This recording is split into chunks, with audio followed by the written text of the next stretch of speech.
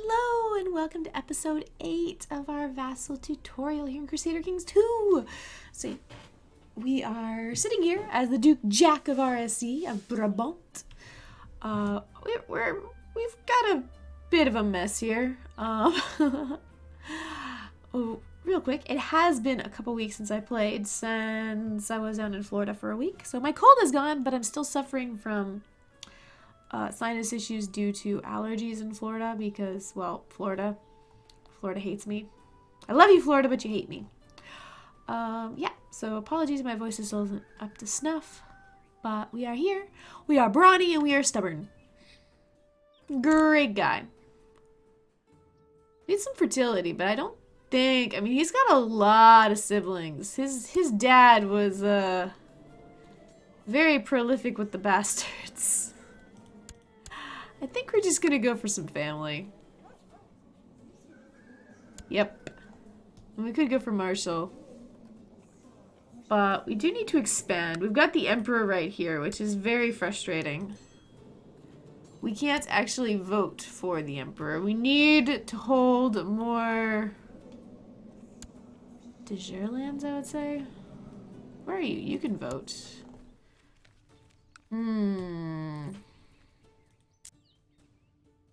We need to actually get some land over here in Germany, I would assume. They've changed some of the rules since I last played this. Apologies. But we want to get ourselves powerful enough that people make us the emperor. Because right now they're voting for the King of Bohemia. Yeah, Bohemia. Not a fan of you. But that's okay. If we can get enough to get ourselves a kingdom over here. Actually, what do we need? So to make a kingdom, if you go click on your shield up here, it'll show your primary title, Duchy of Brabant. If we click de jure, it'll show us what is de jure, what is part of. It's part of the Kingdom of Lotharingia. If we want to create this kingdom, we need 2 duchy titles and 355 gold, and then 51% of the counties here. There's 17 counties. So we would need 9 counties. We have 6. So we need 3 more, lots of gold, and make another duchy title. And we can go get ourselves a beautiful, beautiful kingdom title, which makes us much more powerful. We got another duke down here. His heir is a kid. I need him to have a boy. I need you to have a girl, and I need to have a boy. And then maybe I can marry the lines together. That would be useful. Oh, we got Quill 13. Our nephew marrying our half-sister for reasons. Who else is free? We've also got you free.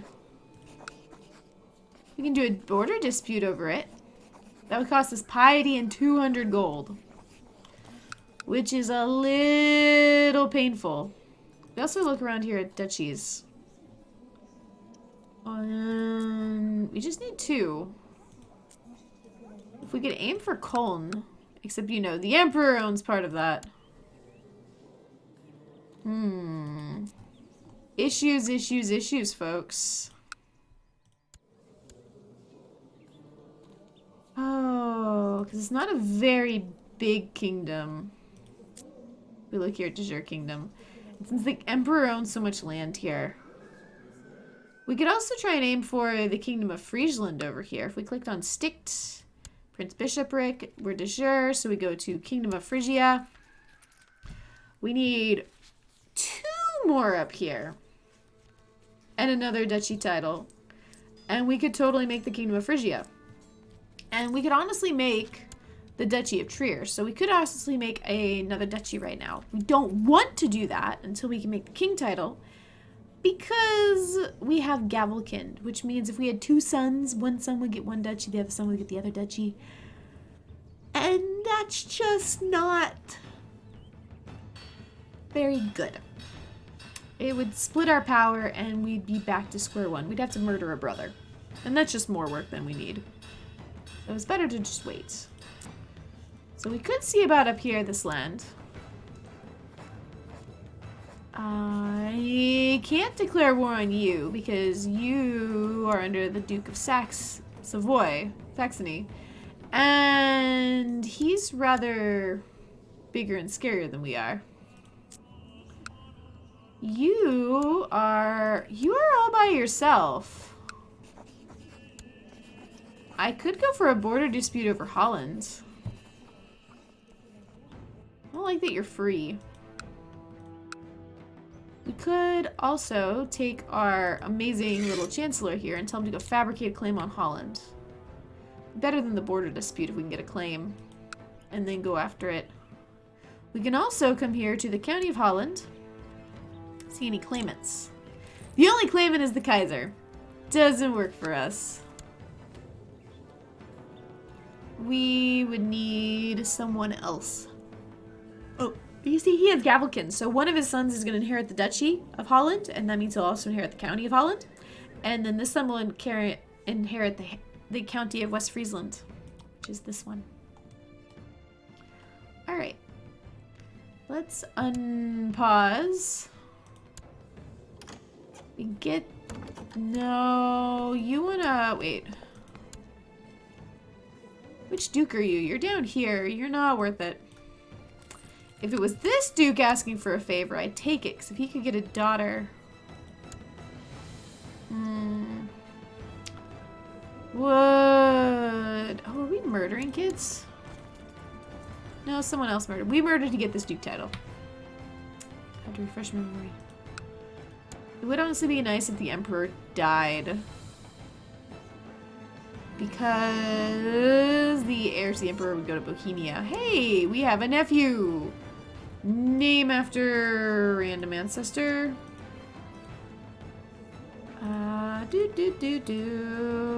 We can't. Oh, because it's going after the father's side. Sure, you can be Otto.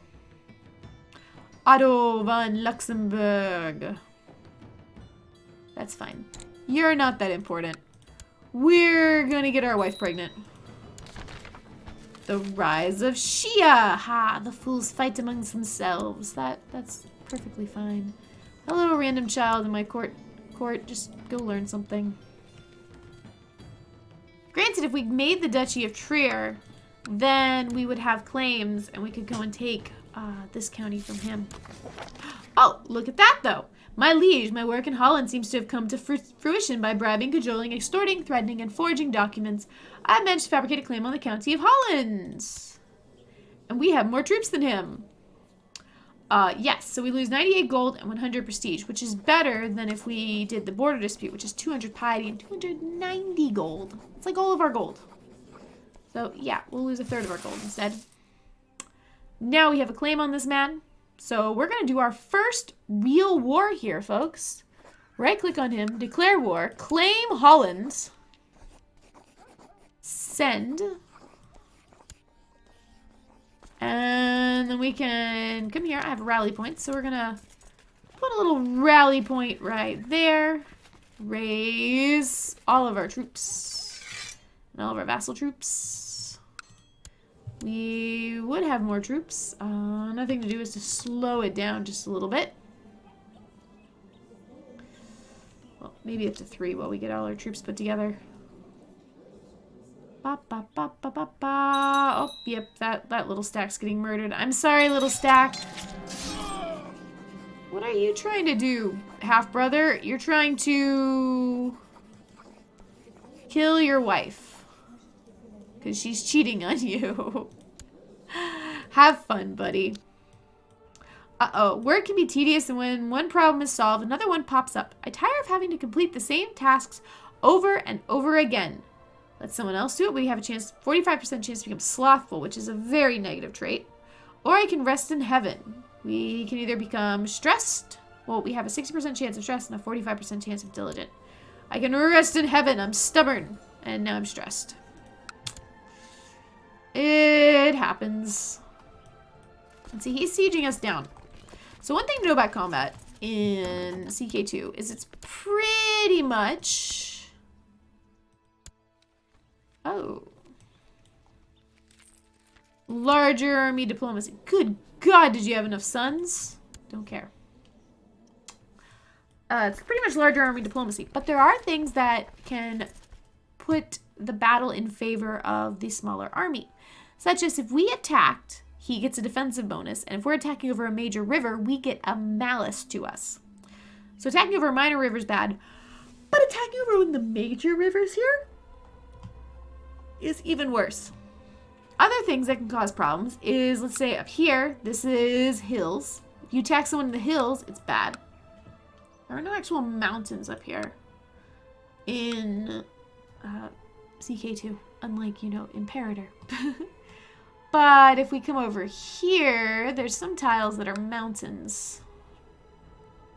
Yep, there we go, so mountains. So you see, if a combat takes place here, the defender will get a defensive bonus. You don't want to attack someone into mountains. There's also like desert. The defender will get a defensive bonus. A lot of terrain gives defensive bonuses. So if you have only a little bit more troops, you really don't want to be the attacker. But they're in the plains, which is nothing. So we have no commanders, which is not good. Usually I just tell it to auto-assign commanders. But you can also come through here and just find people that have military score. Assign them. We'll put Quill 13 in charge. You want to make sure no one is on your council when you put them as a commander, or they can't lead troops. There we go. We got Quill 13 and Bishop Emic. We'll put them on our flanks. No. You see how it wants to walk over this way and cross the river? What I want to do is I want to... Actually, let's just walk over here to his capital. That works better. But let's say if I did want to walk here and come up and attack him, if I hold the shift key and then... Nope, they're not going to do that. Okay. Loon, and then over, he would go that way. But we're not going to do that. We're just going to walk on in. And then we're now locked into place. Levies raised too long. Dudes, we're at war. Okay, let's go beat him up. Should go pretty well. Oh, you're going to get yourself killed. Alright, so here's our battle. Pretty simple in CK2.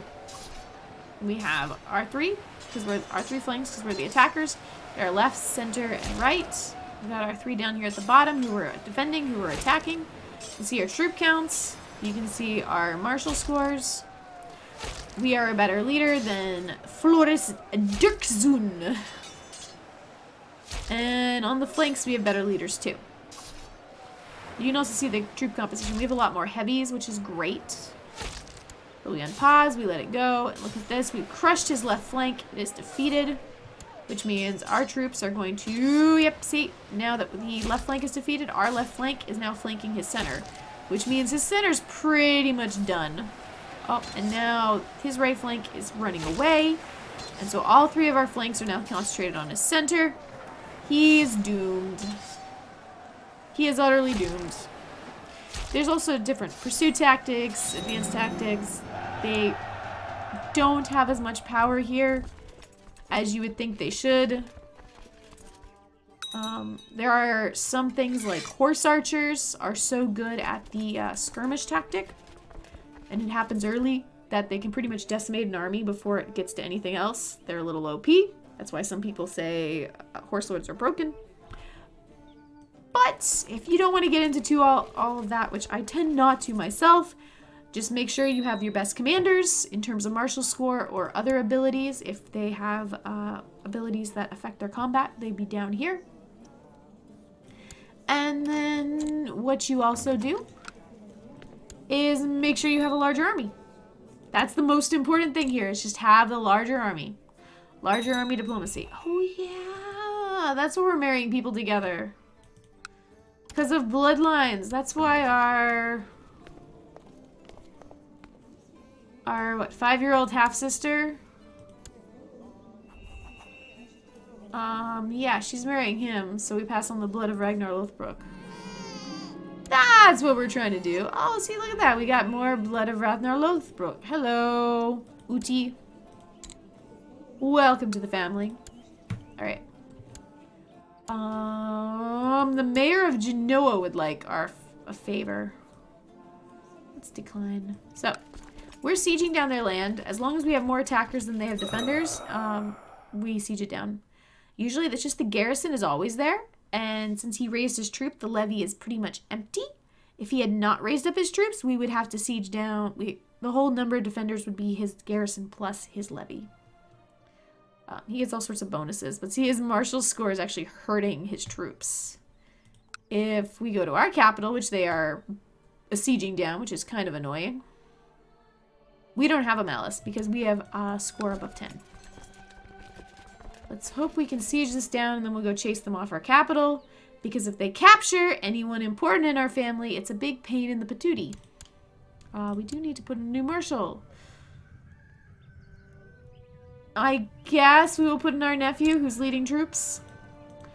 Which does mean we want to go into minor titles. We want to add... I guess we'll add you.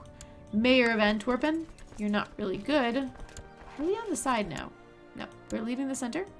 And we'll put the mayor there in the right. Or on the left flank. We're almost done. Now we've sieged down the top holding. And there's still 2 sub-holdings that we can go back and siege, but let's go kick him off our capital because he does not outnumber us enough to siege it down very quickly. Oh, Papo! Congratulations! Would you like to get married? How about you marry... Everyone's depressed. She's chaste. There we go. Marry that 19-year-old. Just, you know, make babies. Whoa. Apologies. My escape key is getting stuck. I have a secondhand keyboard I got from it's a mechanical one that my father wasn't using anymore. And I think he possibly spilled something up by the escape key. And let's go back, siege down more. If we look at the war score, this is the war that we're actually fighting. This war is between our emperor and the King of Prussia over here. Prussia's doing pretty well for themselves, I gotta say. But we don't really care about that war. Let's see, now he only has 503 troops. And if we go here, our garrison is 471 because it did get depleted some. We lost some money. Oh, he's trying to come back out.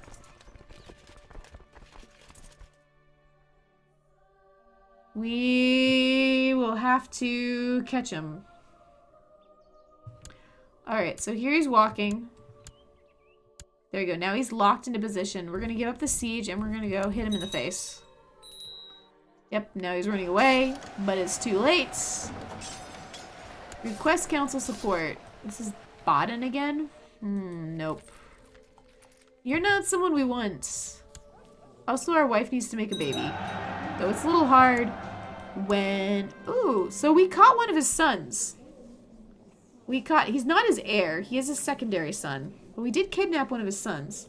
Which, if we go here to war score, hover over it, we get plus 5% for holding Floris, a Gerfufling prisoner. We also have that minus 2% from that 67 troops that got captured and killed earlier. But that happens. Ooh, I have learned that there are certain factions within the realm. Oh, he wants us to get out of factions. We're not actually in any factions because we're on his council. Which means we can't be in factions. So, you know, there's no reason not to say best not to risk it. We won't join any factions. We can't even. We also have no court physician. Hello. You have 16. You have cancer. That's fine. You can be my court physician. We're also getting a ticking war score. If we go here. For occupation of Vlaarding in Holland. Because that's part of the war goal. So as long as we continue to occupy it, our war score will continue to go up. But it will be faster if we do siege down a little bit more. See, now he has 325 troops. He doesn't have enough troops to do anything. He can't siege down any of our lands. They're utterly useless. And serve no purpose. I'm a bit concerned by my half-brother, Morfark. Eating so much as he does might not be good for his health. He owns land down here. If this was Crusader Kings 3 and we're the head of the dynasty, we could actually legitimize him so that he makes a cadet branch or something. We'll have to see exactly how those work. But it does look very interesting. Now, though, because our father never legitimized him because he didn't want to lose half of his land, well, he can never be legitimized. And there we go. We now have 100% war score. Let's offer peace. Enforce demands. He has to say yes. We are totally beaten. Yay! We now have more land. We don't want to hold this because it makes our demands too big. We're holding 4. We can only hold 3. Just having 1 over isn't too bad, but it does make people angry at us. So, our half-sister's our heir. She doesn't have a husband. Let's actually give it to our marshal. Yep, we will grant you the County of Holland. Not always good to give land to your family, but he'll be pretty far down the line if we can actually manage to pop out a kid. Doesn't help our wife is chaste. Oh yeah, we want this woman to die. She does have the great pox. And between that fertility loss and this fertility loss, she's not likely to have children. So we can get a wife, if we can get a child off this woman. Another reason we want the family. We don't want bastards. We want a child with this woman. So that when her sister dies and our wife's now a duchess, we inherit all that land. Which does mean we need more land up here so we can actually form a kingdom. Now if we go look up here at Sticht, and we look at the Kingdom of Phrygia, create, we have 50%, 4 out of 8. We need 1 more county. So we can't declare war on this guy again right now, because if we, well, first we need to put our troops down. Bye-bye, army. Okay. Once we've done, yeah, we can afford to lose 3 giant 2 per siege, yeah. Because we would be truce baking. But if we can help this man into the ground, nope. We're just going to have to hope his depression and his stress kills him quickly. We're going to mark him as special interest, which makes him show up over here. So we'll get a notification when he dies. As soon as he dies, we can go to war against his son and take this county. So in fact, we're going to move our beautiful chancellor up here. Because if we can manage to get a son off this lady, or a daughter, we'll take a daughter too. We'll take at least 1 kid. And then, you know, her sister dies and we get this county and we get her sister's duchy.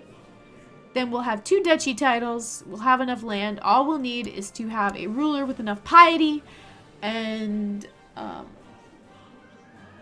enough gold to form a kingdom. Once we have the kingdom, it won't matter so much if we lose a duchy title to a second son, because we can't lose the kingdom title. Egypt, why? Egypt owns part of the HRE because Egypt, if you remember, is Catholic because of the Crusades. They are Egyptian. They did become Egyptian culture, but they're Catholic. Interesting. Oh, and his wards are our nieces because we've got our cousin here who's Coptic. He's gone Byzantine. His wife is German. How did you become Coptic? Nonsense happens in Crusader Kings 2, and that's part of the joy of it. Alrighty, though. I'll pause for a second. Now the siege is gone. And we're going to end this episode here, so let me know if you have any questions or comments, and I'll see y'all in the next episode. Bye, guys!